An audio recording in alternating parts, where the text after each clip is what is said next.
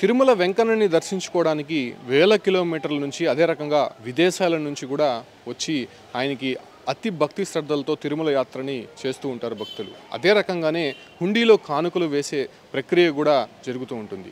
ప్రతిరోజు కూడా 4 నుంచి 4.5 కోట్ల రూపాయలు శ్రీవారి హుండీలో పడుతున్నటువంటి నేపథ్యంలోనే దాన్ని అదునుగా చూసుకున్నటువంటి ఒక అధికారి అక్కడ తన చేతివాటం ఉపయోగించాడు. నిజంగా అతను చేతివాటం కాదు, ఆయన చేసినటువంటి పనికి నిజంగా విస్తుగొల్పేటువంటి విషయాలు బయటకు వస్తున్నాయి. సో పెద్ద జియంగారు మఠం అంటే శ్రీవారి ఆలయంలో జరిగేటువంటి కైంకర్యాలు కావచ్చు, లేదంటే అక్కడ జరిగేటువంటి కార్యక్రమాల్లో కీలకంగా వ్యవహరించేటువంటి పెద్ద జియంగారు మఠం సిబ్బందికి సంబంధించినటువంటి ఒక వ్యక్తి రవికుమార్ అనేటువంటి ఈ వ్యక్తి శ్రీవారి ఆలయంలో ఉన్నటువంటి పరకామణిలో చాలా కీలకంగా వ్యవహరిస్తుంటారు. ఇతను 20 సంవత్సరాల నుంచి పరకామణిలో ఉంటూనే అక్కడ వచ్చేటువంటి కానుకలకు సంబంధించి దాన్ని ఎలాగైనా సరే బయటికి తీసుకెళ్ళాలి, కాజేయాలనేటువంటి ఒక ప్లాన్ అయితే వేశారు. అయితే ఎట్టి పరిస్థితుల్లోనూ అక్కడ నుంచి తీసుకువెళ్ళడానికి ఆస్కారం లేనటువంటి పరిస్థితుల్లో అక్కడ ఉండేటువంటి డాలర్స్ కావచ్చు, లేదంటే విదేశీ కరెన్సీ, డైమండ్స్ ఇవన్నీ కూడా తరలించడానికి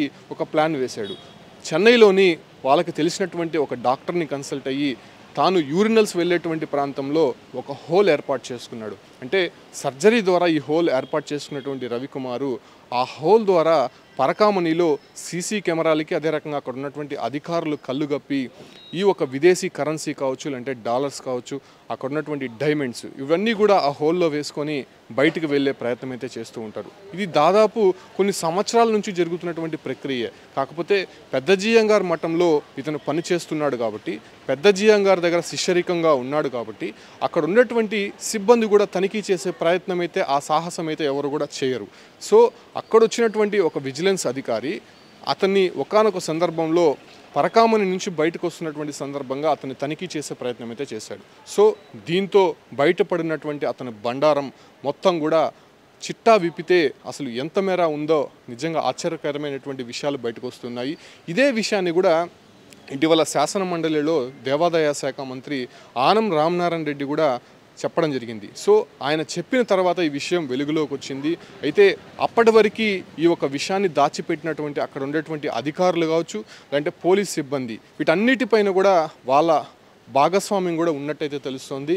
అయితే 2022 జూలైలో వెలుగులోకి వచ్చినటువంటి ఈ ఘటన అప్పటి నుంచి కూడా మీడియాకి కూడా తెలియనివ్వకుండా పాలక మండలిలో కూడా పెట్టి అతనిపైన యాక్షన్ ఎలా తీసుకోబోతున్నారో కూడా తెలిపినటువంటి పాలక మండలి కనీసం బయటికి సమాచారం పొక్కకుండా జాగ్రత్త పడినటువంటి పరిస్థితి. అప్పుడున్నటువంటి ఈవో కావచ్చు, చైర్మన్ కావచ్చు, పాలక మండలి, అదే రకంగా పోలీస్ డిపార్ట్మెంట్కి సంబంధించి వీళ్ళందరూ కూడా అతనికి వత్తాసు పలికి అతని దగ్గర ఉన్నటువంటి ఆస్తుల్ని కాజేసే ప్రయత్నం అయితే చేశారు.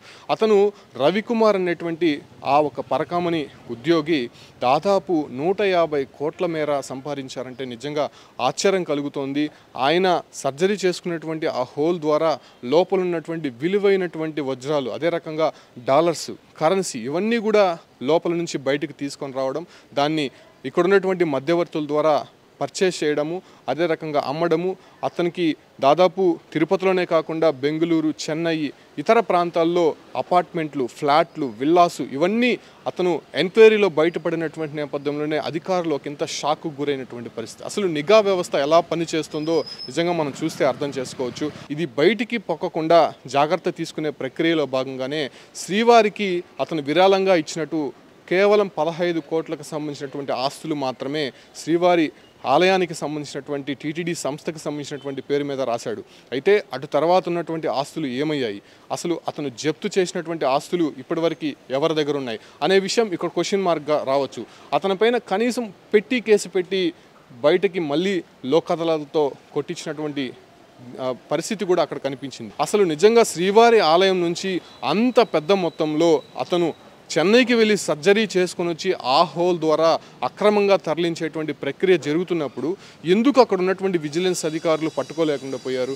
చిన్న జియంగారు, అదేవిధంగా పెద్ద జియంగారు సిబ్బంది ఎందుకు అతన్ని గుర్తించలేకుండా పోయారు? సో ఇదే ప్రశ్నలు అనేది ప్రస్తుతం లేవనెత్తుతున్నటువంటి నేపథ్యంలోనే ప్రస్తుతం రవికుమార్ని ఎంక్వైరీ చేస్తున్నటువంటి పరిస్థితి కనిపిస్తుంది. దాంతోపాటు కూడా అక్కడ ఉన్నటువంటి అధికారులు అంటే మాజీ అధికారులు ఎవరైతే దీని వెనకున్నారో వాళ్ళందరూ హస్తం ఉన్నటువంటి నేపథ్యంలోనే ఖచ్చితంగా వాళ్ళందరినీ కూడా చట్టపరమైనటువంటి చర్యలు తీసుకునే విధంగా కూడా ప్రభుత్వం ముందడుగు వేస్తోంది. అంటే కేవలం రవికుమార్ ఒక్కడే చేసేటువంటి ప్రక్రియ అయితే కాదు. దీని వెనక ఖచ్చితంగా అక్కడ ఉన్నటువంటి అధికారులు ఉండాలి, లేకపోతే పెద్ద హస్తాలే దీని వెనక ఉండాలి. ఎందుకంటే విదేశీ కరెన్సీ కావచ్చు, లేదంటే డైమండ్స్ వీటన్నిటిని కూడా విక్రయించాలంటే చాలా పెద్ద వ్యక్తులే దీంట్లో ఇన్వాల్వ్ అయి ఉండాల్సి ఉంటుంది. సో వీరందరినీ ఎలా ఇరికించాలనే దానిపైన కూడా ప్రస్తుతం ప్రభుత్వం దానిపైన కసరత్తు అయితే చేస్తుంది. దీనిపైన పెద్ద ఇన్వెస్టిగేషన్ అయితే కూడా జరుగుతుంది. దీన్ని ఎలా బయట పెడతారో, అసలు ఈ ఒక్క విచారణలో ఎలాంటి విస్తుపోయేటువంటి విషయాలు బయటపడేటువంటి అవకాశం ఉంటుంది. అదే రకంగా రవికుమార్ చేసినటువంటి అక్రమాలు, అదే రకంగా ఆయన కూడబెట్టినటువంటి ఆస్తులు ఇంకా ఎంత ఉన్నాయి, దాన్ని ఎవరెవరు పంచుకున్నారు, అదే రకంగా టీటీడీకి ఎందుకు అంత సామాన్యమైనటువంటి ఉద్యోగి 15 కోట్లు విరాళం ఎందుకు ఇవ్వాల్సి వచ్చింది, ఇవన్నిటినీ కూడా క్వశ్చన్స్ రైజ్ అవుతున్నటువంటి నేపథ్యంలోనే దానికి అన్నింటినీ కూడా ఇప్పుడున్నటువంటి ప్రభుత్వం, అదే రకంగా ఇప్పుడు వచ్చినటువంటి ఈవో కావచ్చు, అంటే అక్కడ ఉన్నటువంటి అధికారులు సమాధానం చెప్పబోతున్నారు. అది తొందరలోనే బయటపడేటువంటి అవకాశం చాలా స్పష్టంగా కనిపిస్తోంది.